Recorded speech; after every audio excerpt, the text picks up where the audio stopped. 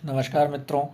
अब हम पढ़ रहे हैं काव्य शास्त्र की अवधारणा इकाई 8 और यह किताब हम पूरी तरीके से पढ़ने का प्रयास करेंगे। इसके अंतर्गत इकाई 8 जो है हमारी एमपीपीएससी असिस्टेंट प्रोफेसर की काव्य शास्त्र, उसके अंतर्गत जो जो टॉपिक्स हैं उसको हम प्रकाश डालने का प्रयास करेंगे। भारतीय काव्य शास्त्र की अवधारणा जो है सबसे पहले उस पर बातचीत की जाएगी और इस वीडियो में हम काव्य शास्त्र की अवधारणा पर ही बात करेंगे। सबसे पहले काव्य क्या होता है उस पर बात कर लेते हैं। काव्य जो होता है कवि जगत एवं जीवन से प्राप्त अपने अनुभव को, कवि जो होता है जगत एवं जीवन का एक प्राणी होता है। अपने जीवन से, अपने जो आसपास की दुनिया है उस जगत से प्राप्त अनुभव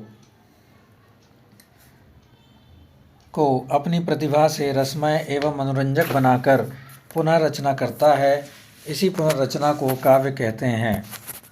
जीवन एवं जगत के परिवर्तन के साथ कवि की अनुभूति और प्रतिभा में भी परिवर्तन होता है, अतः काव्य में भी परिवर्तन होता ही है।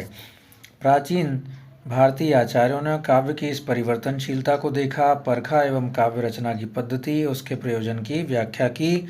इस परंपरा में आचार्यों द्वारा प्रस्तुत की गई इस विवेचना को ही काव्य शास्त्र कहते हैं। इसका प्रारंभ भरत मुनि के नाट्यशास्त्र से होता है। भरत मुनि ने इस ग्रंथ में नाटक को केंद्र में रखते हुए नाटक के अंतर्गत ही काव्य तथा काव्य के आस्वाद की चर्चा की है। उन्होंने नाटक को केंद्र में रखा है और उसी के अंतर्गत काव्य और काव्य के आस्वाद की चर्चा की है। भरत मुनि की इस काव्यास्वाद अर्थात रसानुभूति विषयक चर्चा को आगे विद्वानों ने बढ़ाया है, जिसके विभिन्न मत सामने आए। तत्पश्चात रस के अतिरिक्त अलंकार, रीति, ध्वनि, वक्रोक्ति और औचित्य संप्रदायों का उदय हुआ।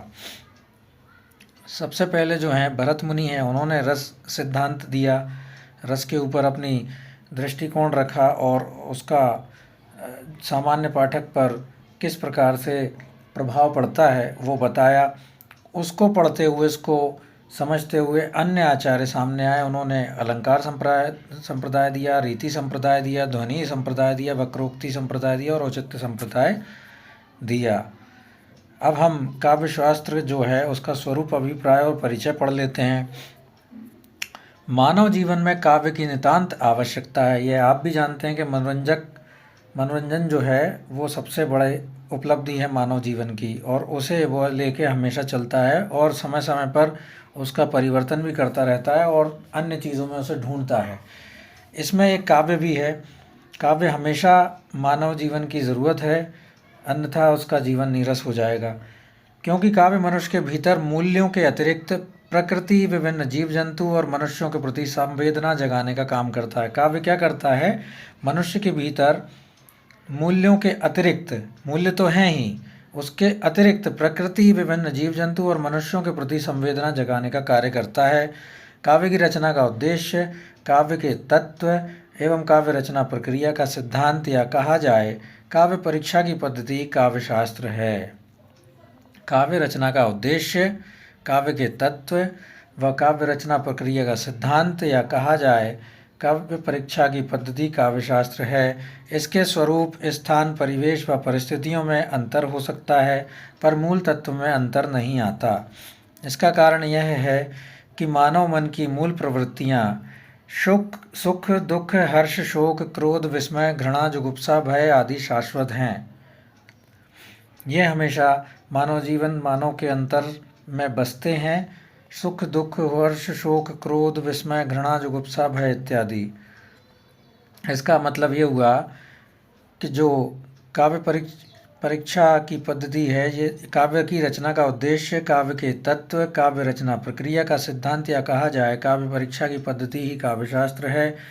इसके स्वरूप, स्थान व परिवेश व परिस्थितियों में अंतर हो सकता है, पर मूल तत्व में अंतर नहीं होता। भारतीय आचार्यों की परंपरा का शुभारंभ करने वाले भरत मुनि के नाट्यशास्त्र में काव्य को पढ़कर या नाटक को देखकर पाठक या दर्शक के मन में जो लोकोत्तर आनंद उत्पन्न होता है उसे रस की संज्ञा दी जाती है। रस की परिभाषा जो दी गई है काव्यशास्त्र के अनुसार वह पढ़ते हैं हम फिर से। भारतीय आचार्यों की परंपरा का शुभारंभ करने वाले भरत मुनि के नाट्यशास्त्र में काव्य को पढ़कर या नाटक को देखकर पाठक या दर्शक के मन में जो लोकोत्तर आनंद उत्पन्न होता है उसे रस की संज्ञा दी जाती है। काव्य के संदर्भ में यह आनंद ही सर्वाधिक महत्वपूर्ण है।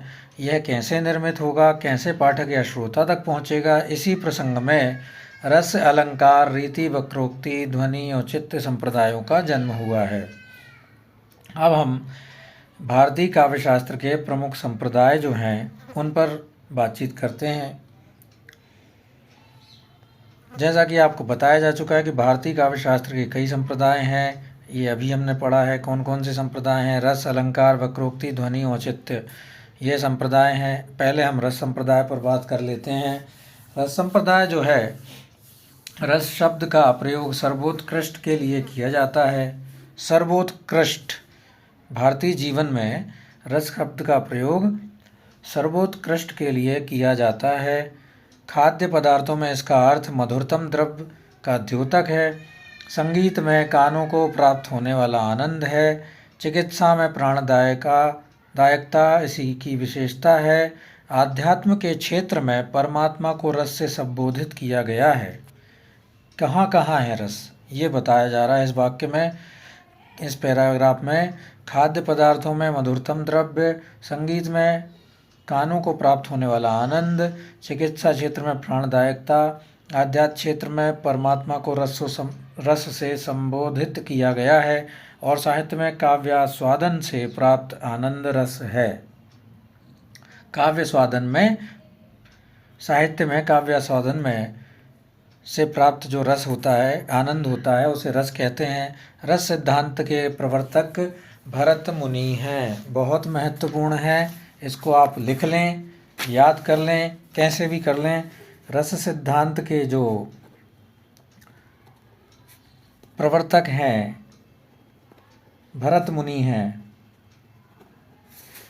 इसको आप लिख लें। इनका नाट्यशास्त्र है ग्रंथ। नाट्यशास्त्र शीर्षक ग्रंथ में उन्होंने रस का विशद विवेचन किया है। ईसा पूर्व प्रथम शताब्दी जो भरत मुनि का समय है, कहीं कहीं यह द्वितीय शताब्दी भी है, दूसरी शताब्दी भी है, मुनि का समय है, तब से लेकर भरत मुनि का समय है, तब से लेकर आधुनिक काल तक भट्ट लोलट, शंकुक, भट्ट नायक, अभिनव गुप्त, भोजराज, विश्वनाथ पंडित, राज जगन्नाथ, केशव दास, रामचंद्र शुक्ल, डॉक्टर नगेंद्र आदि ने रस सिद्धांत का पल्लवन किया है। किस किस ने रस सिद्धांत का पल्लवन किया है, ये भी याद रखिएगा। किस किस आचार्य ने किया है ये पूछ सकते हैं वो। भट्ट लोलट, शंकुक, भट्ट नायक, दो भट्ट हैं यहाँ पर, एक भट्ट लोलट है, एक भट्ट नायक है। भट्ट लोलट के बाद में शंकुक आए, फिर भट्ट नायक आए। पहले तो भरत मुनि आ गए, फिर उसके बाद में भट्ट लोलट आए, फिर शंकुक आए, फिर भट्ट नायक आए, फिर अभिनव गुप्त आए। ये संबंधित हैं रस सिद्धांत से। भोजराज जी भी, राजा भोज जो थे वो भी रस सिद्धांत के कर्ता, लिखत को वर्णित करने वाले या पल्लवित करने वाले विद्वान हुए हैं। विश्वनाथ जी थे, विश्वनाथ पंडित राज जगन्नाथ थे। याद रखने के लिए आपको ये लिख लेना चाहिए। केशवदास भी रस सिद्धांत वाले ही थे। रामचंद्र शुक्ल रस सिद्धांत वाले थे। इन्होंने कहीं ना कहीं अपनी किताबों में, डॉक्टर नगेंद्र का तो ग्रंथ ही रस सिद्धांत, तो ये याद रखिएगा। भट्ट लोलट, शंकुक, भट्ट नायक, अभिनव गुप्त, भोजराज, विश्वनाथ पंडित, राज जगन्नाथ, केशवदास, रामचंद्र शुक्ल, डॉक्टर नगेंद्र। भरत मुनि ने रस सिद्धांत को सूत्रबद्ध करते हुए कहा है, विभावानुभाव व्यवचारी संयोगाद रस निष्पत्ति ही। ये याद रखिएगा, वभावा नहीं है, ये विभावा है, छोटी की मात्रा है ये। विभाव, अनुभाव और व्यवचारी भाव के संयोग से रस की निष्पत्ति होती है। विभाव अनुभावा व्यभिचारी संयोगाद रस निष्पत्ति।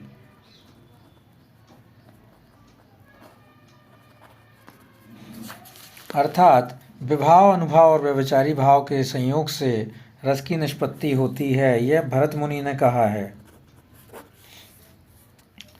विशेष रूप से भरत मुनि के अनुसार रस निष्पत्ति का अर्थ है विशेष रूप से स्थिति प्राप्त करना, तथा संयोग का अर्थ है विभाव आदि का स्थायी भावों से संयोग है। इन्हीं दो शब्दों का संयोग और निष्पत्ति को लेकर आगे आने वाले विद्वान में मत विभिन्न भी रहा है। अन्य जो आगे विद्वान थे उन्होंने इसको खारिज भी किया है, सुधार भी किया है। अब उत्पत्तिवाद पे बात कर लेते हैं। उत्पत्तिवाद जो था वो भट्ट लोलट ने दिया था।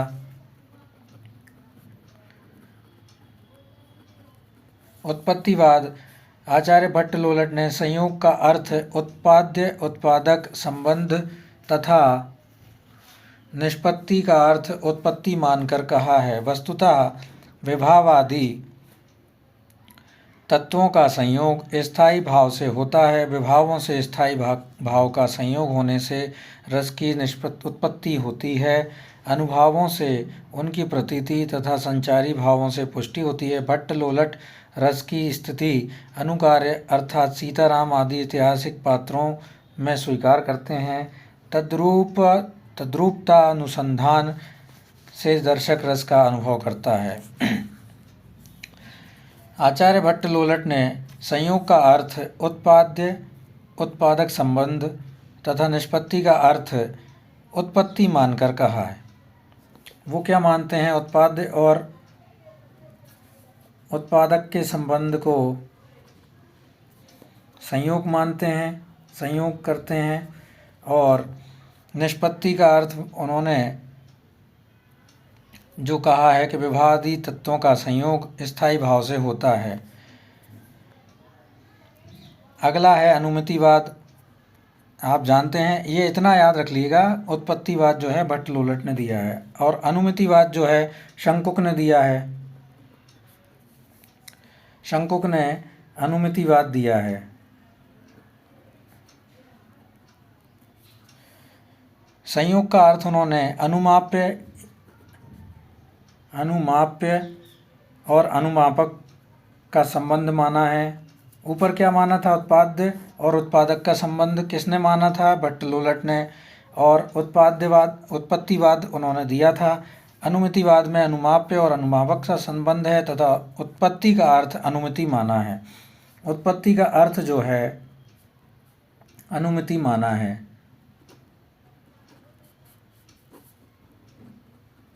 अनुमिति माना है। इनके अनुसार विभाव आदि अनुमापक तथा रस जो है अनुमाप्य हैं। रस अनुमाप्य कहलाते हैं, माने जाते हैं, और विभाव आदि जो हैं वो अनुमापक होते हैं। रस की स्थिति शंकुक भी मूल ऐतिहासिक पात्रों में ही मानते हैं। रस की स्थिति शंकुक भी मूल ऐतिहासिक पात्रों में ही मानते हैं, जैसा कि इन्होंने माना है। किन्होंने माना है? भट्ट लोलट ने। चित्र तुरंग न्याय भी इन्होंने ही दिया था। चित्र तुरंग न्याय इसमें लिखा नहीं है शायद। जी हाँ, दिया है। चित्र तुरंग न्याय कहा जाता है घोड़े का चित्र देखकर घोड़े का अनुमान कर लेते हैं, उसी प्रकार पात्रों का अभिनय देखकर वह रस जो मूल पात्र में है उसको अनुमान द्वारा नट पर आरोपित कर लेते हैं। इसे चित्र तुरंग न्याय कहते हैं। चित्र तुरंग न्याय जो दिया था शंकुक ने दिया था। चित्र तुरंग मतलब घोड़ा होता है। चित्र तुरंग न्याय। भुक्तिवाद जो है उन्होंने भट्ट नायक ने दिया था। भाषे भुक्ति भाषे भट्ट नायक। भट्ट नायक ने भुक्तिवाद दिया है। इसके अंतर्गत भट्ट नायक ने पहली बार रस निष्पत्ति का विवेचन काव्य को केंद्र में रखकर किया। इन्होंने विभाव आदि को भोजक तथा रस को भोज्य माना। विभाव को भोजक और भोज्य सिद्धांत दिया इन्होंने, और विभाव आदि को भोजक माना है और रस को भोज्य माना है। संयोग का अर्थ भोज्य भोजक संबंध बताया है। भोज्य और भोजक में जो संबंध है वो संयोग कहलाता है। निष्पत्ति का अर्थ भुक्ति है। कहाँ भुक्ति के लिए वे 3 व्यापार निश्चित करते हैं। अविधा, इसके द्वारा शब्द से अर्थ की प्रतीति होती है। भावकत्व, अर्थबोध के पश्चात काव्यगत वस्तु हमारे हृदय में भावना या अनुभूति का उद्वेलन करने लगे, वह भावकत्व कहलाता है। तीसरा जो है भोजकत्व, इस व्यापार में पाठक या दर्शक रस का भोग करता है। भोजकत्व का अर्थ रसानुभूति है। भट्टनायक ने रस की स्थिति दर्शक या पाठक में स्वीकार की है। अगला जो है अभिव्यक्तिवाद। अभिव्यक्तिवाद भी अभिनव गुप्त जो हैं, अब इस बहुत आसान है। भट्टनायक का भुक्तिवाद भी आसानी से याद हो जाएगा और अभिव्यक्तिवाद भी बहुत अच्छे से याद हो जाएगा। अभिनव गुप्त जो, क्योंकि एक ही नाम जैसे नाम लिख रहे हैं, अभिनव गुप्त। अभिनव गुप्त ने संयोग का अर्थ व्यंग्य व्यंजक संबंध तथा निष्पत्ति का अर्थ अभिव्यक्ति माना है। व्यंग्य और व्यंजक संबंध का जो अर्थ है संयोग माना है। निष्पत्ति का अर्थ जो है उन्होंने अभिव्यक्ति माना है। अलग अलग इसकी तालिका बना सकते हैं हम कि किसने संयोग को किस किस का संबंध माना है और निष्पत्ति का अर्थ जो है वो टर्म क्या नए शब्द के रूप में मानी है। इनका मानना है कि रस व्यंग्य है और विभावादि व्यंजक। काव्य को पढ़ने से भावों की उत्पत्ति, अनुमिति एवं भुक्ति नहीं होती, बल्कि भाव व्यक्त होते हैं। आचार्य विश्वनाथ रसात्मक वाक्य को काव्य मानते हैं। आचार्य विश्वनाथ वाक्यम रसात्मक काव्यम जो कहा है, इन्होंने सरल भाषा में लिखा है, रसात्मक वाक्य को ही काव्य मानते हैं। कौन मानते हैं? विश्वनाथ। विश्वनाथ जो हैं रसात्मक काव्य को, रसात्मक वाक्य को काव्य मानते हैं। आनंदवर्धन, महिम भट्ट, राजशेखर, पंडित राज जगन्नाथ, कुंतक, भोजराज, रोइयक, जयदेव आदि ने रस के महत्व को स्वीकार किया है। अब रस के महत्व को स्वीकार करने वाले भी आचार्य हैं। आनंदवर्धन, पंडित राज जगन्नाथ,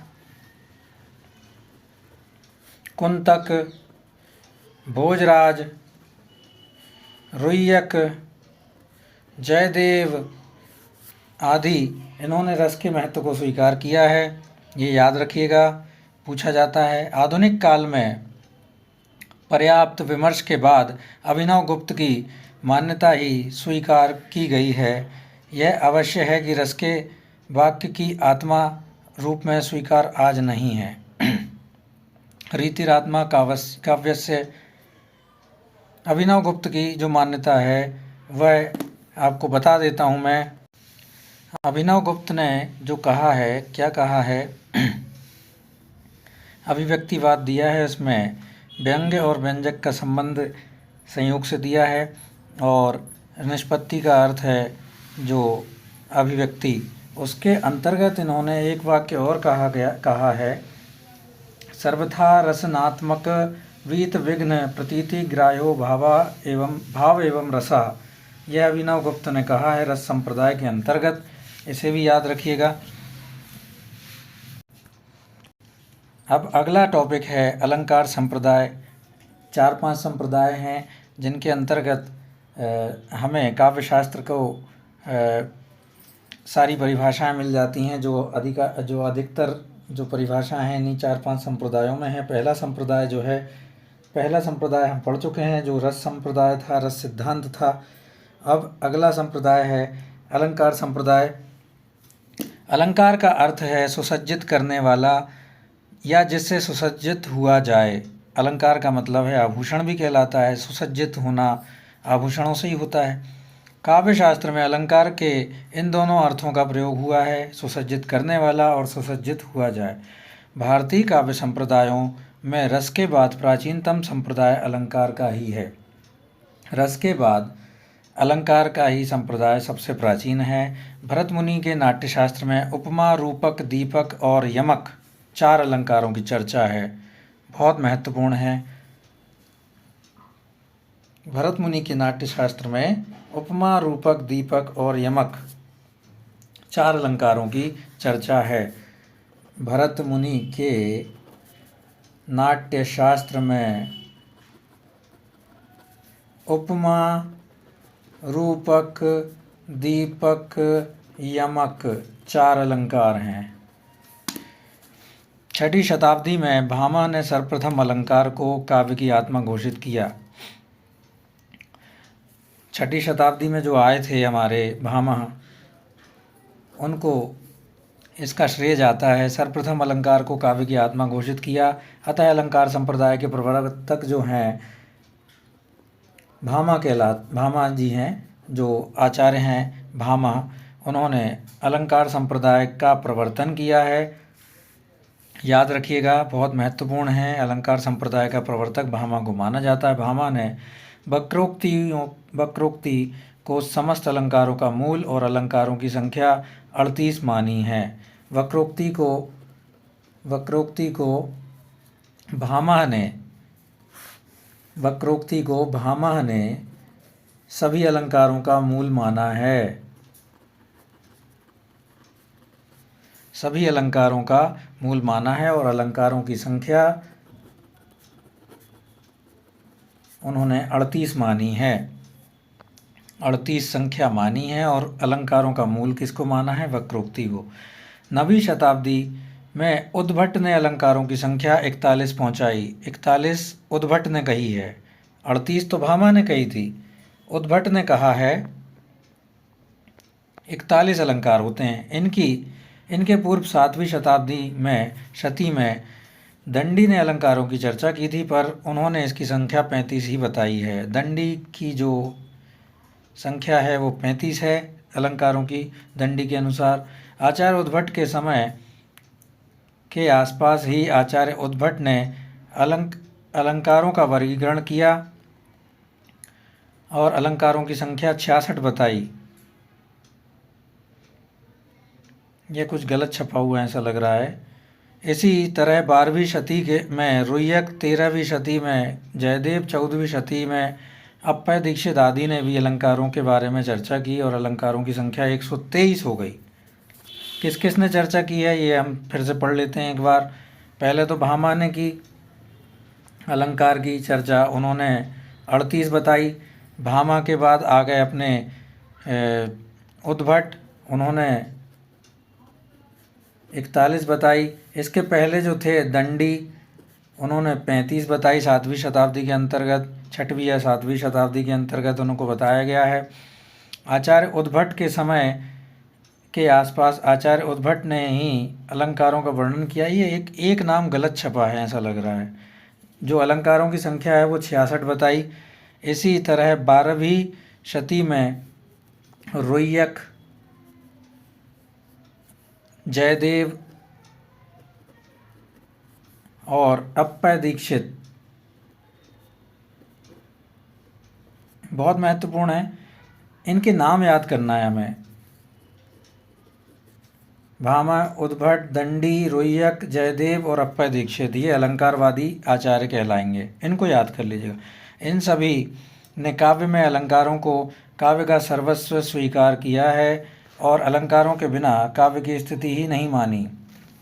भामा तो सुंदर स्त्री के मुख को भी आभूषण के बिना भूषित नहीं मानते। भूषण बिनु न विराजई कविता बनिता मित्र, ये केशवदास ने कहा है, ये भी याद रखिएगा। बामन की दृष्टि में अलंकार ही सौंदर्य है और दंडी काव्य के सौंदर्य कारक धर्मों को अलंकार मानते हैं। स्पष्ट है अलंकारवादी आचार्य अलंकार को काव्य का आधारभूत धर्म मानते हैं और अलंकार रहित काव्य की कल्पना भी नहीं करते। अगला संप्रदाय है वो है रीति संप्रदाय। रीति संप्रदाय, रीति का संकेत भरत के नाट्यशास्त्र में भी है, वे इसे प्रवृत्ति कहते हैं। नाट्यशास्त्र में इसे भरत मुनि ने क्या कहा है? रीति को प्रवृत्ति कहा है। याद रखिएगा, बहुत महत्वपूर्ण है।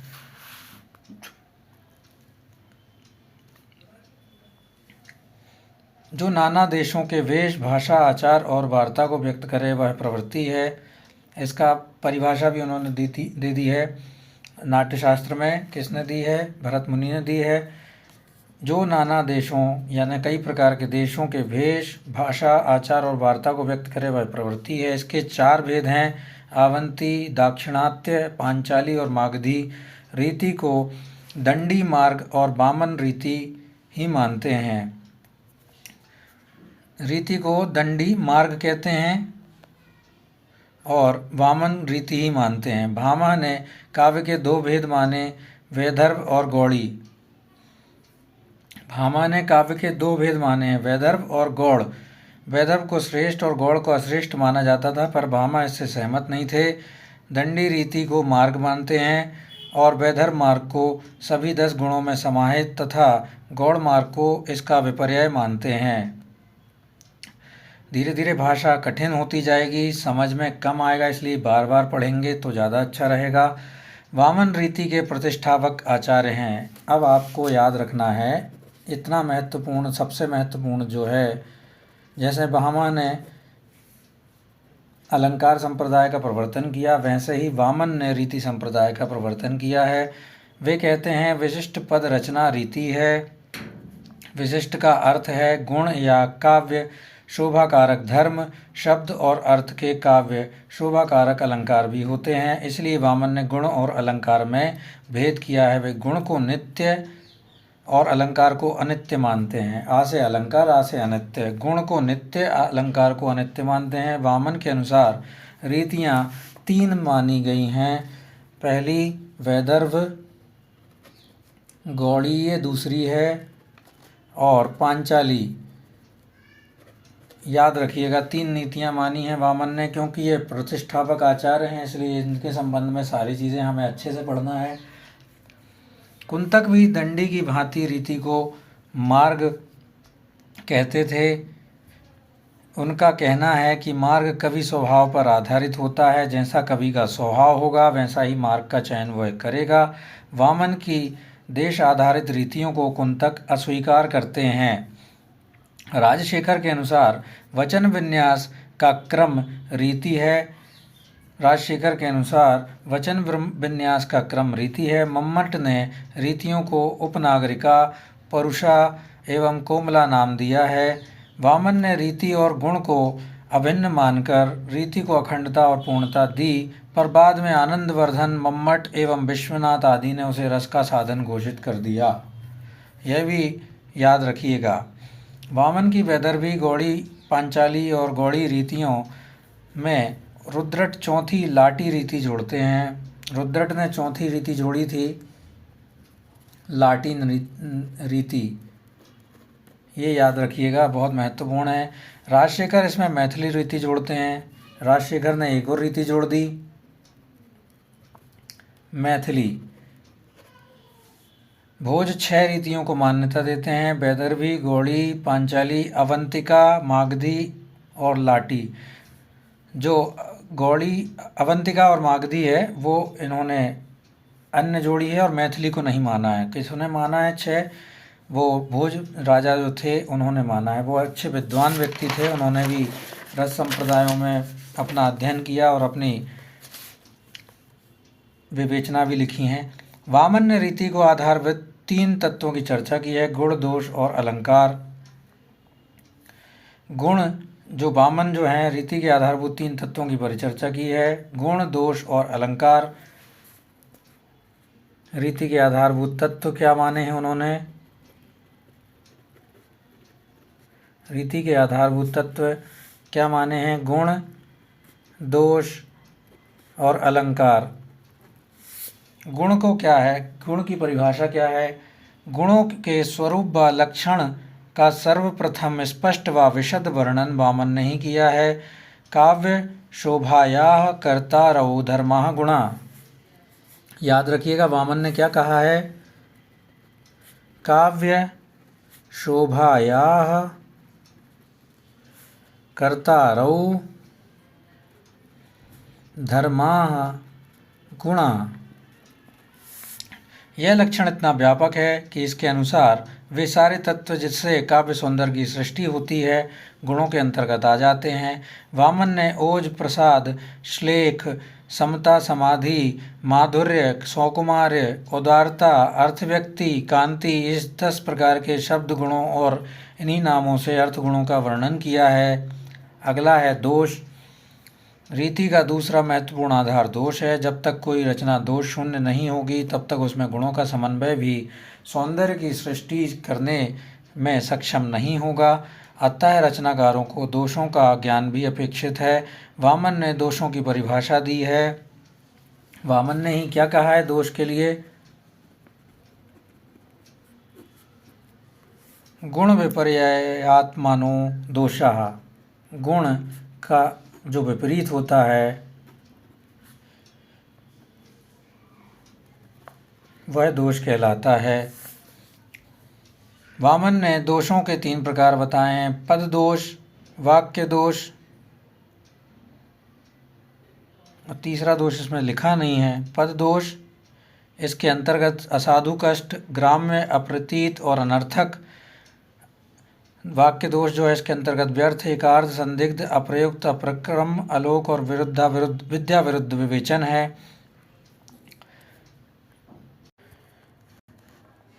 तीसरा जो आधार माना है उन्होंने 3 तत्व रीति के जो माने हैं उसका आधार है अलंकार। अलंकारवादी आचार्य अलंकार को काव्य का नित्य धर्म मानते थे, पर वामन अलंकार को काव्य का अनित्य धर्म मानते हैं। जो अलंकारवादी आचार्य हैं वो तो प्रमुखता देंगे ही। आपको पता ही होगा कि जो जिस वाद का आचार्य है वो उसको प्रमुखता देगा ही, लेकिन रीति को वामन ने माना है और उसके अंतर्गत जो इसका आधारभूत तत्व माना है वह अलंकार माना है। गुण, दोष और अलंकार माने हैं। अलंकार को उन्होंने अनित्य धर्म माना है। उनका कथन है कि सौंदर्य उत्पन्न करने की शक्ति गुणों में है, पर अलंकार सौंदर्य उत्पन्न नहीं कर सकते। वे केवल पहले से विद्यमान सौंदर्य की अभिवृद्धि कर सकते हैं। पहले से विद्यमान सौंदर्यों की अभिवृद्धि कर सकते हैं। वामन ने अलंकारों को शब्दालंकार और अर्थालंकार में विभाजित कर शब्दालंकारों में यमक और अनुप्रास को ही मान्यता दी। वामन ने अलंकारों को शब्दालंकार और अर्थालंकार में विभाजित कर शब्दालंकारों में यमक और अनुप्रास को ही मान्यता दी। शेष को इन्हीं के भेदों में स्वीकार किया तथा अर्थालंकारों में उपमा को सर्वश्रेष्ठ माना है। बहुत महत्वपूर्ण है। जो शब्दालंकार हैं उसमें अनुप्रास और यमक हैं, अर्थालंकार में उपमा को सर्वश्रेष्ठ माना है। शेष को उपमा के विभिन्न रूपों और भेदों के रूप में वर्णन किया है। वामन ने रीति के 3 भेद स्वीकार किए हैं, बहुत महत्वपूर्ण हैं, बहुत ज़्यादा महत्वपूर्ण हैं। वैदर्भी, गौड़ी और पांचाली। वैदर्भी को उन्होंने समस्त गुणों में से समन्वित माना। गौड़ी में मात्र ओज और कांति तथा पांचाली में माधुर्य और सौकुमार्य गुणों का स्वीकार किया है। अगला संप्रदाय है ध्वनि संप्रदाय, जिसके प्रवर्तक आचार्य थे आनंदवर्धन।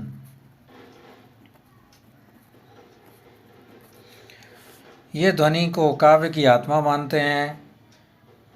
ध्वनि का प्रत्यक्ष संबंध व्यंजना शब्द शक्ति से है। बहुत महत्वपूर्ण है वाक्य ये। ध्वनि का प्रत्यक्ष संबंध व्यंजना शब्द शक्ति से है। अतः ध्वनि संप्रदाय को जानने के पूर्व शब्द शक्तियों को जानना आवश्यक है। काव्य में शब्द और अर्थ का सहयोग होता है, अर्थात शब्द एवं अर्थ काव्य के संदर्भ में अत्यंत महत्वपूर्ण है। शब्द वह सार्थक ध्वनि समूह है जिसे हम सुनते हैं। शब्द वह सार्थक ध्वनि समूह है जिसे हम सुनते हैं और सुनकर हम जो समझते हैं वह अर्थ है। शब्द को सुनकर अर्थ का बोध होता है, अतः शब्द बोधक है, अर्थ बोध्य है। शब्द बोधक है, अर्थ बोध्य है, दोनों में बोध्य बोधक का संबंध है। शब्द का अर्थ निश्चित नहीं होता। वक्ता, श्रोता, काल, चेष्टा, अन्य सन्निधि तथा प्रकरण आदि के आधार पर अर्थ निश्चित होता है। जिस शक्ति के आधार पर अर्थ निश्चित होता है उसे शब्द शक्ति कहते हैं। बहुत महत्वपूर्ण है।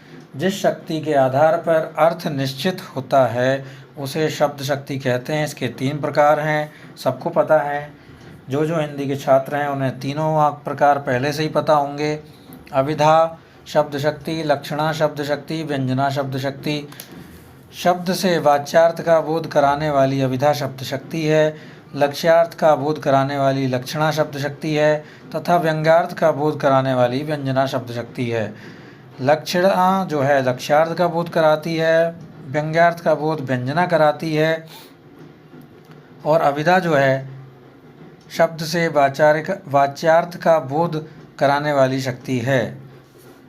शब्द से वाच्यार्थ का बोध अभिधा से होता है, लक्ष्यार्थ का बोध लक्षणा से होता है, व्यंग्यार्थ का बोध व्यंजना से होता है। अभिधा शब्द शक्ति शब्द के मुख्य अर्थ अर्थात वाच्यार्थ का बोध कराने वाली शब्द शक्ति है। इस शक्ति से 3 प्रकार के शब्दों का अर्थ बोध होता है। अभिधा शब्द शक्ति जो है शब्द के मुख्य अर्थ अर्थात वाच्यार्थ का बोध कराने वाली शक्ति अभिधा है। इस शक्ति से 3 प्रकार के शब्दों का अर्थ बोध होता है। रूढ़, जिन शब्दों की व्युत्पत्ति नहीं होती, प्रकृति प्रत्यय के प्रयोग।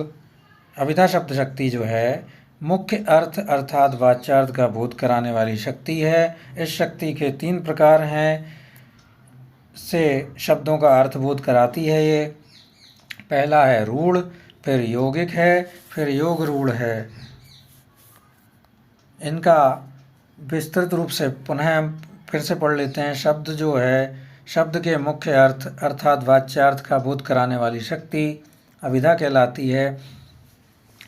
जिन शब्दों में की व्युत्पत्ति नहीं होती, प्रकृति प्रत्यय के प्रयोग व उनके अर्थ की अपेक्षा नहीं होती तथा समूचे शब्द के प्रयोग की किसी विशेष अर्थ में प्रसिद्धि होती, उन्हें रूढ़ शब्द कहते हैं। जैसे पेड़, घोड़ा, घड़ा, गढ़ आदि इनके अवयवों को पृथक नहीं किया जा सकता। ऐसे शब्दों का अर्थबोध अभिधा शब्द शक्ति से होता है। यौगिक जो है वो व्युत्पत्ति परक शब्द होते हैं, उनमें उपसर्ग व प्रत्यय का भी योग होता है। इसमें शब्दों के अवयवों को अलग करके उनका अर्थ करते हैं, तत्पश्चात उनके अर्थ को मिलाकर समूचे शब्द का अर्थ ग्रहण करते हैं। इसका तरीका फिर से पढ़ लेते हैं। व्युत्पत्ति शब्द परक शब्द होते हैं, इनमें उपसर्ग और प्रत्ययों का भी प्रयोग होता है। इन शब्दों के अवयवों को अलग करके इनका अर्थ करते हैं, फिर पूरे अर्थ को मिलाकर समूचा शब्द का अर्थ ग्रहण करते हैं। जैसे दिनकर 2 शब्द से मिला है, दिन और कर अर्थात सूर्योदय, क्षमा करना, प्रकाश करने वाला, दिन करने वाला। अब मिलाकर अर्थ बनता है दिन करने वाला अर्थात सूर्य।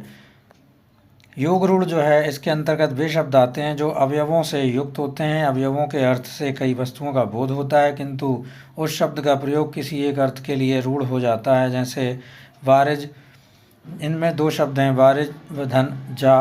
वारी का अर्थ जल और जा से का अर्थ है उत्पन्न हुआ, पैदा हुआ। इस प्रकार वारिज का अर्थ जल से उत्पन्न है। जल से कई वस्तुएं उत्पन्न होती हैं, जैसे शंख, सीप, मोती, कमल आदि, किंतु वारिज का अर्थ कमल के लिए रूढ़ हो गया है। अर्थात जो शब्द यौगिक होने के बावजूद किसी अर्थ के लिए रूढ़ हो जाए उसे योग रूढ़ कहा जाता है। जो शब्द यौगिक होने के बाद भी अर्थ के लिए रूढ़ हो जाए उसे योग रूढ़ कहा जाता है। इसका अर्थबोध अभिधा शक्ति द्वारा होता है। अब लक्षणा शब्द शक्ति और पढ़ लेते हैं। जहाँ अभिधा से निकलने वाला अर्थ अर्थात मुख्यार्थ बाधित होता है और दूसरा प्रसिद्ध या गौण अर्थ ग्रहण किया जाता है। अभिधा जो है वो प्रत्यक्ष अर्थ का बोध कराती है, लेकिन अभिधा से निकलने वाला अर्थ या मुख्यार्थ बाधित हो जाता है और दूसरा प्रसिद्ध या गौण अर्थ ग्रहण किया जाता है, वहाँ लक्षणा शब्द शक्ति होती है। यह गौण अर्थ मुख्य अर्थ से संबंध होता है और रूढ़ी के सहारे ग्रहण किया जाता है। जैसे तुम निरे बैल हो, यहाँ वक्ता का अभिप्राय चौपाए बैल से नहीं है, अपितु उसके अड़ियलपन और मूर्खता से है। मूर्ख या अड़ियल कहने से वक्ता के अतिशय मूर्खता या अतिशय अड़ियलपन के भाव की अभिव्यक्ति नहीं हो पाती, इसलिए वह तुम निरे बैल हो ऐसा कहता है। इस प्रकार यहाँ मुख्यार्थ से संबंध गौण अर्थ ग्रहण किया जा रहा है। यह कार्य लक्षणा शब्द शक्ति द्वारा किया जा रहा है। रूढ़ा लक्षणा शब्द शक्ति। लक्षणा के भी प्रकार होते हैं, उन्हें पढ़ लेते हैं। 2 भेद हैं। रूढ़ा लक्षणा शब्द शक्ति, जहाँ मुख्यार्थ के बाधित होने पर रूढ़ी के सहारे मुख्यार्थ से संबद्ध दूसरा गौण अर्थ ग्रहण किया जाता है। रूढ़ी के सहारे जहाँ वहाँ पर रूढ़ा लक्षणा होती है, जैसे भारत अहिंसक है। इस वाक्य भारत अहिंसक है, इस वाक्य में भारत एक देश है जो जड़ है वह अहिंसक कैसे होगा, परंतु इसका लक्ष्यार्थ होगा भारत के निवासी। यह अर्थ रूढ़ है। अब अर्थ बनेगा भारत के निवासी अहिंसक होते हैं। यह अर्थ उपयुक्त है। इस तरह यहाँ रूढ़ा लक्षणा शब्द शक्ति होती है। अर्थात ऐसा उन्होंने बताने का प्रयास किया है कि भारत तो एक जड़ शब्द है, यहाँ पर कोई जीवित शब्द तो है नहीं, उसके अंदर रहने वाले लोग जो हैं वो चेतन हैं, वो जीवित हैं। तो भारत अहिंसक का अर्थ होगा भारत के निवासी अहिंसक होते हैं। यह अर्थ उपयुक्त है। प्रयोजनवती लक्षणा शब्द शक्ति, जहाँ मुख्यार्थ बाधित होने पर किसी प्रयोजन सिद्धि हेतु मुख्यार्थ से संबद्ध दूसरा गौण अर्थ ग्रहण किया जाए वहाँ प्रयोजनवती लक्षणा शब्द शक्ति होगी। जैसे उसका गांव गंगा पर है। यहाँ मुख्यार्थ गंगा का जल प्रवाह बाधित है और मुख्यार्थ के से सामीप्य का संबंध रखने वाले गंगा तट का अर्थ वांछित है। यह अर्थ गांव की पवित्रता का संकेत करने के लिए किया गया है। इस प्रकार अर्थ ग्रहण में प्रयोजन होने से प्रयोजनवती लक्षणा शब्द शक्ति है। अर्थात इसका अर्थ ये है कि उसका गांव गंगा पर है। गंगा पर तो कोई घर बना सकता नहीं है, अर्थात वो गंगा के तट के किनारे या पास में रहते हैं। यह इसका अर्थ है। यह प्रयोजनवती लक्षणा कहलाती है। अब तीसरी शब्द शक्ति है व्यंजना शब्द शक्ति। अविधा एवं लक्षणा की सीमा को अतिक्रांत करने वाली व्यंजना शब्द शक्ति होती है। व्यंजना से अभिव्यक्त होने वाले अर्थ को व्यंग्यार्थ भी कहते हैं और इसी का दूसरा नाम ध्वनि भी है। व्यंजना शब्द शक्ति के दो भेद हैं। शाब्दी व्यंजना, जहाँ अनेक अर्थों का बोध कराने वाले शब्दों का एक ही अर्थ में नियंत्रण हो जाने के बाद भी दूसरा अर्थ व्यंजित हो जाए, वहाँ शाब्दी व्यंजना होती है। इसमें शब्दों का पर्याय रख देने पर व्यंग्यार्थ लुप्त हो जाता है। आर्थी व्यंजना जो है, जहाँ पाठक या श्रोता वाच्य अर्थ से भिन्न एक दूसरे प्रतिमान अर्थ की प्रतीति कर लेता है, वहाँ आर्थी व्यंजना होती है। यह शक्ति अर्थ पर आश्रित है, अतः शब्द परिवर्तन कर देने पर भी व्यंग्यार्थ की प्रतीति होती रहेगी। यह स्पष्ट किया जा चुका है कि व्यंजना शब्द शक्ति से ग्रहण किया जाने वाला व्यंग्यार्थ ही ध्वनि है। ध्वनि के दो भेद हैं। अविधा मूला ध्वनि, इसमें शब्द का वाच्यार्थ बना रहता है किंतु वह व्यंग्यार्थ की प्रतीति कराता है। इसके दो भेद हैं। अविधा मूला के भी दो भेद हैं। संलक्ष्य क्रम व्यंग्य ध्वनि, इसमें वाच्यार्थ से व्यंग्यार्थ तक आने का क्रम लक्षित होता है। जैसे माली आवत देख के कलियन करे पुकार, फूले फूले चुन लिए काली हमारी बार। संलक्ष्य क्रम, इसको सीधा सीधा पढ़ ले रहे हैं हम लोग, इसका ज़्यादा औचित्य है नहीं, बस एक बार पढ़ लेते हैं। संलक्ष्य क्रम व्यंग्य ध्वनि के भी तीन भेद हैं। शब्द शक्योद्भव अनुरणन ध्वनि, अर्थ शक्योद्भव अनुरणन ध्वनि, उभय शक्योद्भव अनुरणन ध्वनि। असंलक्ष्य क्रम व्यंग्य ध्वनि जो है, इसमें वाच्यार्थ से व्यंग्यार्थ तक आने का क्रम परिलक्षित नहीं होता है। इसको रस ध्वनि भी कहते हैं क्योंकि वाच्यार्थ के साथ ही व्यंग्यार्थ ध्वनि होने लगता है। जैसे पलंग पीठ तजी हिंडोष, सियन दीन पग अवनि कठोरा, जीवन भूमि जिमि जोवत रहूँ, दीप बाती नहीं टारन कहीं हूँ। हिंडोरा होगा ये। पलंग पीठ तजी हिंडोरा, सीन दीन पग अवनि कठोरा। यहाँ व्यवहारगत क्रियाओं के साथ करुण रस व्यंग्य है, अर्थात असंलक्ष्य क्रम व्यंग्य ध्वनि है। इनमें भी पांच भेद हैं: पदगत, पदांशगत, वाक्यगत, वर्णगत, रचनागत, प्रबंधगत। अब लक्षणा मूला ध्वनि है। इसके वाच्यार्थ के बाधित होने के कारण लक्षणार्थ ही व्यंग्यार्थ की प्राप्ति कराता है। इसमें वाच्यार्थ के बाधित होने के कारण लक्षणार्थ ही व्यंग्यार्थ की प्राप्ति कराता है। अर्थांतर समन्वित वाच्य ध्वनि, जहाँ वाच्यार्थ अपना पूर्ण तिरोभाव न करते हुए व्यंग्यार्थ में समन्वित हो जाता है। जैसे सीता हरण तात जनि कहिउ पिता सन जाय, जो मैं राम तक कुल सहित कहे ही दशानन आए। जहाँ राम का अर्थ शंकर का धनुष तोड़ने वाले राक्षस हों का नाश करने वाले पराक्रमी से है। व्यंग्यार्थ है कि शीघ्र ही रावण का भी विनाश होगा। अत्यंत तिरस्कृत वाच्य ध्वनि, जहाँ वाच्यार्थ का सर्वथा त्याग अर्थात तिरस्कार हो, वहाँ अन्य अत्यंत तिरस्कृत वाच्य ध्वनि होती है। जैसे कही न सकऊँ तब सुजनता, अति कीन हो पुकार, सखे करत यों रहु सखी जीवहु बरस हजार। यहाँ उपकार करने वाले व्यक्ति के कार्यों से दुखी व्यक्ति का कथन है। वाच्यार्थ अपकारी की प्रशंसा का है, पर अपकारी की प्रशंसा नहीं की जाती है, अतः वाच्यार्थ बाधित है। अब वाच्यार्थ का तिरस्कार करके अति उपकार व्यंग्यार्थ अत्यंत अपकार होगा। अब अगला जो संप्रदाय है वक्रोक्ति संप्रदाय है। काव्य में लालित्य भाषा के विशिष्ट प्रयोग में आता है। विशिष्ट भाषा से तात्पर्य है सामान्य से इतर। भामह ने भाषिक संरचना के आधार पर व्याकरण एवं न्याय से काव्य को श्रेष्ठ सिद्ध किया था।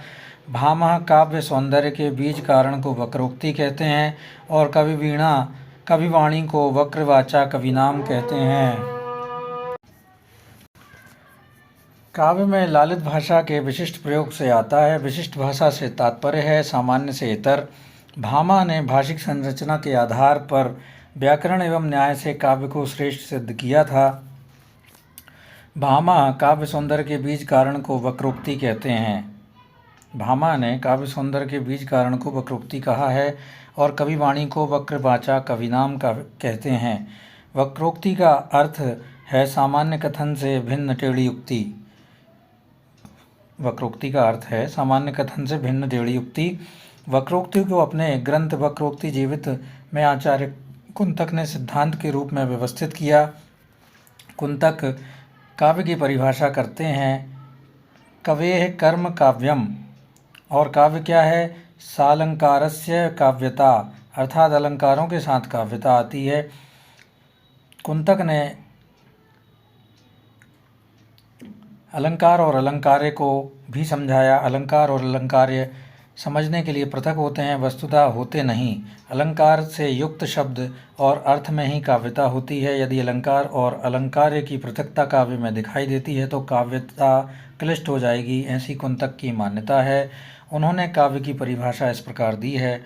शब्दार्थो सहितौ वक्र कवि व्याप पारशालिनी बंधे व्यवस्थितौ काव्यम तद्विदाहलादकारिणी,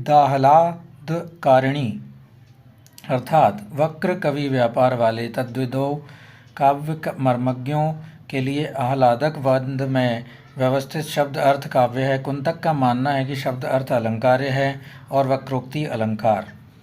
वक्रोक्ति जो है वो अलंकार माना है और शब्द अर्थ जो है अलंकार्य माना है कुंतक ने। कुंतक इसके वक्रोक्ति के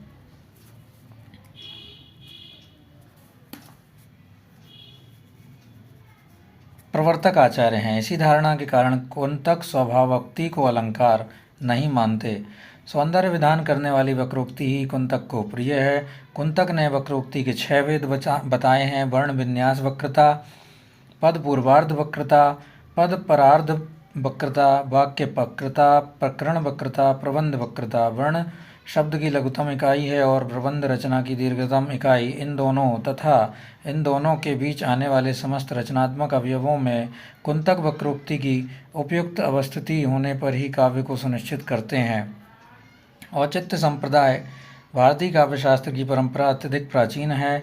माना जाता है कि ईसा पूर्व 5वीं-6वीं शताब्दी की रचना भरत मुनि का नाट्यशास्त्र है। औचित्य संप्रदाय जो है अब हम पढ़ रहे हैं, वक्रोक्ति पढ़ चुके हैं। भारतीय काव्यशास्त्र की परंपरा अत्यंत प्राचीन है। माना जाता है कि ईसा पूर्व 5वीं-6वीं शताब्दी की रचना भरत मुनि का नाट्यशास्त्र है। तब से लेकर ईसा की 11वीं शताब्दी के आरंभ तक भारतीय काव्यशास्त्र में रस, अलंकार, रीति, ध्वनि, वक्रोक्ति ये 5 संप्रदाय प्रतिष्ठित हो चुके थे, किंतु काव्य के आधारभूत तत्व का निर्णय नहीं हो पाया था जिसे सर्वमान स्वीकृति मिल सके। ऐसे समय में आचार्य क्षेमेंद्र ने औचित्य संप्रदाय की, औचित्य जो है क्षेमेंद्रकृत है, स्थापित जो है क्षेमेंद्र ने किया है। ऐसे में आचार्य क्षेमेंद्र ने औचित्य संप्रदाय की स्थापना की और काव्यात्या संबंधित विवाद को सुलझाने का काम किया। आचार्य क्षेमेंद्र औचित्य को काव्य का जीवित कहते हैं। उनका कथन है कि औचित्य के अभाव में अलंकारों, गुणों, रीतियों आदि का महत्व नहीं है। औचित्य ही काव्य का स्थिर धर्म है। आदेश जो ही वेशस्तु न शोभाम जनयिष्यति मेखलो रसी बंधे च हास्ये नौ पजायति। क्षेमेंद्र औचित्य की परिभाषा इस प्रकार देते हैं। भरत मुनि ने नाट्यशास्त्र में औचित्य को क्या कहा था? अदेश जो ही वेशस्तु न शोभाम जनयिष्यति मेखलो रसी बंधे च हास्य नोपजायति। लेकिन क्षेमेंद्र ने क्या कहा है? उचितम प्राहुराचार्याः सदृशं किल यस्य यत् उचितस्य च यो भावस्तदौचित्यं प्रचक्षते। अर्थात जो जिसके योग्य है आचार्य गण उसे उचित कहते हैं। उचित का भाव ही औचित्य है। उचित का भाव ही औचित्य है। काव्य रचना में विभिन्न वस्तुओं व उपादानों का वर्णन, वस्तु से सामंजस्य बनाए रखना औचित्य है। यह सापेक्ष वस्तु है। अत्यधिक आभूषणों का उपयोग ग्रामीण स्त्री के लिए उचित और नागरिक के लिए अनुचित है। नीम का चारा गौर के लिए अनुचित और ऊँट के लिए उचित है। यह औचित्य ही सौंदर्य का मूल कारण है। विवाह के अवसर पर शोक गीत और मृत्यु के समय विवाह गीत औचित्य के अभाव में उपहासास्पद सिद्ध होंगे। आचार्य क्षेमेंद्र ने कहा, यदि कोई सुंदर स्त्री अपने गले में मेखला, नितंब पर हार, हाथों में नूपुर और पैरों में कैयूर पहने तो इसके अनुचित पहनावे का कौन नहीं हंसेगा। वास्तविकता तो यह है कि काव्य ही नहीं, मानव जीवन के विविध क्षेत्रों में, उसकी दिनचर्या में, वह उसके व्यवहार एवं क्रियाकलाप में भी औचित्य का अनिवार्य व महत्वपूर्ण स्थान है। आचार्य क्षेमेंद्र ने काव्य के अत्यंत सूक्ष्म अवयव को से लेकर विशदतम रूप को ध्यान में रखते हुए औचित्य के भेदों की विस्तृत चर्चा की है। काव्य शरीर के आधारभूत औचित्य की स्थिति प्रमुख रूप से जहाँ जहाँ है वे सब औचित्य के अंग हैं, जिनकी संख्या 28 है। 28 जो वाक्य हैं जो औचित्य के प्रमुख अवयव हैं, वो अंग हैं, वो हम पढ़ लेते हैं। 28 पद। पहला है पद। वाक्य, क्रिया, कारक, लिंग, वचन, विशेषण, उपसर्ग, नियात, प्रबंध, गुण, अलंकार, रस, सारग्रह, संग्रह, तत्व, आशीर्वाद, काव्य के अन्य अंग, व्रत, तत्व, अभिप्राय, स्वभाव, प्रतिभा, विचार, नाम, काल, देश, कुल, अवस्था। स्पष्ट है कि आचार्य क्षेमेंद्र ने काव्य के वस्तु तथा शिल्प सर्वत्र औचित्य का विधान किया है। इस औचित्य से काव्य में सौंदर्य की प्रतिष्ठा होती है। इसके अभाव में काव्य सौंदर्य नष्ट होता है। भारतीय काव्य शास्त्र में औचित्य की प्रतिष्ठा बहुत महत्वपूर्ण है, क्योंकि इससे रीति, वक्रोक्ति या अलंकार की चमत्कारी प्रवृत्ति का पर अंकुश लगा है। स्वभावोक्ति को महत्व की दिया जाने लगा है। परंतु यह भी सत्य है कि औचित्य काव्य के मूल सौंदर्य की सृष्टि कर सकने में असक्षम है। इसलिए काव्य जीवित तथा काव्यात्मा की उपाधि औचित्य को नहीं दी जा सकती। सारांश भी पढ़ लेते हैं। उपर्युक्त विवेचन के उपरांत स्पष्ट है, भारतीय संप्रदाय सौंदर्य अथवा वैशिष्ट को ही काव्य का मूल स्वीकार करते हैं। विभिन्न आचार्यों द्वारा यह सौंदर्य रस, अलंकार, रीति, वक्रोक्ति, ध्वनि और औचित्य इन रूपों में वर्णन किया है। ये 6 हैं। इस विवेचन से यह भी स्पष्ट है कि सारे संप्रदाय भिन्न मत रखते हुए काव्य के किसी एक तत्व को ही प्रमुखता से चर्चा करते हैं, पर सारी कसरत काव्य स्वाद या काव्यानंद हेतु होती है। स्वाद लेते समय सभी का अनुभव है कि यह समग्रता में ही होता है। भौतिक अनुभव से में भी यही सिद्ध करता है। शिकंजी पीते समय पानी, चीनी, नींबू का स्वाद अलग अलग नहीं एक साथ होता है, और वह भी नए रूप में। यह केवल पानी, केवल चीनी या केवल नींबू का स्वाद ही नहीं होता, बल्कि इनसे पृथक ही शरबत का स्वाद होता है। यही समग्रता काव्य में भी आस्वाद का मूल होती है। जिन संप्रदायों की चर्चा ऊपर की गई है उनके द्वारा वर्णित विभिन्न काव्य तत्वों का औचित्यगत वर्णन ही कवि और सहृदय के अभीष्ट होते हैं। अलंकार, गुण, रीति, ध्वनि, वक्रोक्ति, औचित्य आदि काव्य में सौंदर्य की स्पष्ट सृष्टि करने वाले विभिन्न उपादान हैं। इन्हें काव्य की आत्मा के रूप में स्वीकृति देना उचित नहीं है। इनका महत्व मात्र इस बात में है कि वे काव्य के विभिन्न अवयवों के रूप में एवं महत्व को प्रतिपादित करते हैं। काव्य की आत्मा तो सौंदर्य है, जिसे भारतीय आचार्यों ने शोभा, चारुता आदि शब्द दिए हैं। रस इसी काव्य शोभा या काव्य चारुता या काव्य सौंदर्य की अनुभूति है। अवधारणात्मक शब्द भी पढ़ लेते हैं। अवधारणात्मक शब्द जो हैं, स्वानुभूति, अपनी अनुभूति को कहते हैं। काव्यास्वादी, काव्य का स्वाद अर्थात काव्य पाठ या श्रवण से प्राप्त होने वाला अन्य आनंद। विभाव जो है, विभावयन्ति इति विभावः अर्थात वे पदार्थ या व्यक्ति जो भावों को उत्तेजित करने वाले कारण होते हैं, विभाव कहलाते हैं। विभाव के दो भेद हैं, आलंबन और उद्दीपन विभाव। आलंबन विभाव सहृदय के हृदय में भावों का उद्गम जिस भाव या वस्तु के कारण होता है उसे आलंबन विभाव कहते हैं।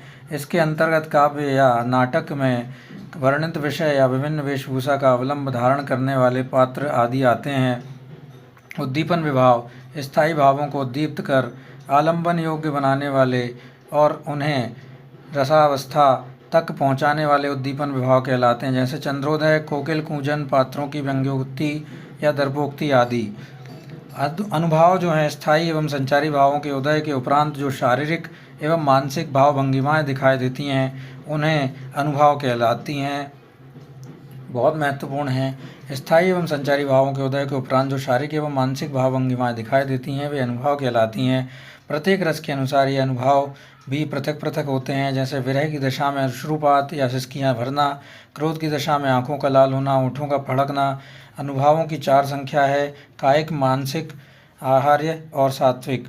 व्यभिचारी भाव सब स्थायी भावों के साथ संचारित होते रहते हैं, इसलिए इन्हें संचारी भाव भी कहा जाता है। ये केवल थोड़ी देर के लिए स्थायी भावों को पुष्ट करने के लिए आते हैं, फिर लुप्त हो जाते हैं। तद्रूपतानुसंधान अभिनेता का उस ऐतिहासिक पात्र का जिसका वह अभिनय कर रहा है, तद्रूप अर्थात उसी के जैसा आकृति, वेशभूषा, हावभाव के द्वारा अभिनय करना, और सहृदय का उसे उसी रूप में ग्रहण कर लेना तद्रूपता अनुसंधान कहलाता है। उत्पाद्य उत्पादक संबंध भट्ट लोलट भरत मुनि के रस सूत्र की निष्पत्ति शब्द का अर्थ उत्पत्ति करते हैं। यह उत्पत्ति रस की है तो रस उत्पाद्य है, और विभावादि कारण हैं तो वे उत्पादक। रस तथा विभावों के बीच कारण तथा कार्य का संबंध है, क्योंकि रस की उत्पत्ति स्वीकार करते हैं, अतएव उत्पाद्य और उत्पादक संबंध की कल्पना करते हैं। भोज्य भोजक संबंध आचार्य भट्टनायक रस की भुक्ति अर्थात भोग की बात करते हैं। निष्पत्ति का अर्थ वे भुक्ति की करते हैं। विभावादि भोजक रस भोज्य के जिसका रस भोज्य है जिसका भोग सहृदय करता है। भावकत्व आचार्य भट्टनायक रस की भुक्ति में 3 सोपानों की चर्चा करते हैं, अभिधा, भावकत्व और भोजकत्व। अभिधा के द्वारा सहृदय को काव्यगत सामान्य अर्थ का ज्ञान होता है, और भावकत्व की स्थिति में सहृदय अयम निजा परोवेत्ति की भावना से ऊपर उठकर साधारण मानव की भावभूमि पर आ जाता है और काव्यगत आनंद का स्वाद लेने के योग्य हो जाता है। तत्पश्चात भोजकत्व के सोपान पर वह रस का भोग करता है। व्यंग व्यंजक संबंध आचार्य अभिनव गुप्त मानते हैं संयोग का अर्थ व्यंग व्यंजक के अंतःकरण में सदैव विद्यमान रहते हैं, जिससे रसानुभूति की क्षमता होती है। विभाव आदि के व्यंजक स्वरूप से संयोग होते ही रस की अभिव्यक्ति होती है। नित्य अनित्य सदैव विद्यमान रहने वाला नित्य और कभी कभी उपस्थित होने वाला अनित्य है। आचार्य वामन के गुणों को काव्य का नित्य धर्म और अलंकारों को काव्य का नित्य धर्म स्वीकार करते हैं। अलंकार सौंदर्य वृद्धि के उपादान अलंकार हैं। अलंकार जिस वस्तु या व्यक्ति के सौंदर्य की वृद्धि की जाए वह अलंकार है। ध्वनि 2 वस्तुओं के घर्षण से सुनाई देने वाली चीज़ ध्वनि है। हमारे उच्चारण अवयवों से होती हुई बाहर आने वाली श्वास वायु घर्षण करते हुई बाहर निकलती है, उसी घर्षण से ध्वनि उत्पन्न होती है। अनुमितिवाद जो है आचार्य शंकुक का रस विषयक सिद्धांत है। शंकुक चित्र तुरंग न्याय के आधार पर यह सिद्धांत प्रस्तुत करते हैं। जैसे हम घोड़े का चित्र देखकर घोड़े का अनुमान कर लेते हैं, उसी प्रकार विभाव अनुभाव संचारी भावों के अनुमान से रस की अनुमति कर लेते हैं। तो मित्रों, यह था हमारे काव्यशास्त्र की अवधारणा और उनके विभिन्न सिद्धांत। अगले लेक्चर में, अगले वीडियो में हम इसके आगे पढ़ने का प्रयास करेंगे। तब तक के लिए बहुत बहुत